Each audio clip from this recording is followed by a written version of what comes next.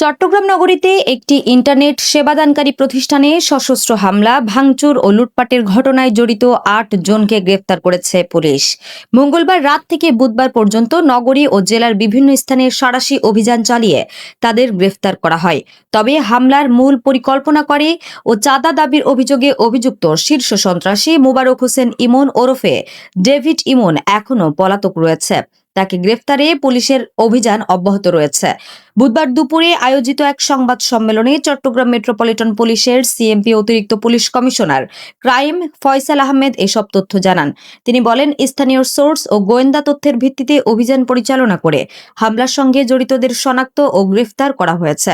গ্রেফতারকৃতরা হলেন মোহাম্মদ ইউনুস ৪১, ইমরান হোসেন চ্যাং ৩১, আকবর হোসেন ২৪, মোহাম্মদ সুমন ২৭, গিয়াসউদ্দিন ২১, মোহাম্মদ নয়ন ২০, আব্দুল নাহিদ ওরফে ফরহাদ ২৮ এবং আরও একজন অভিযুক্ত।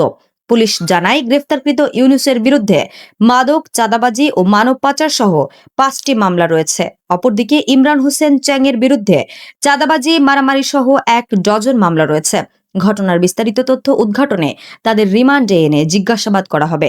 সংবাদ সম্মেলনে জানানো হয়, গত সোমবার নগরীর বাকুলিয়া এক্সেস রোড এলাকায় digital.net ডিডিএন নামে একটি ইন্টারনেট সেবাদানকারী প্রতিষ্ঠানে ২৫ থেকে ৩০ জন সশস্ত্র সন্ত্রাসী হামলা চালায়।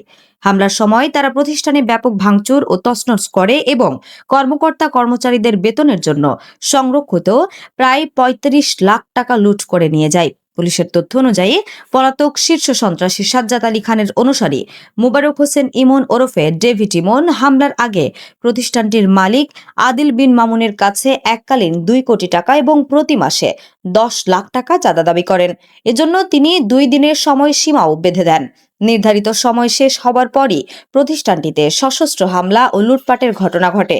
এ ঘটনায় প্রতিষ্ঠানটির পক্ষ থেকে চকবাজার থানায় একটি মামলা দায়ের করা হয়েছে।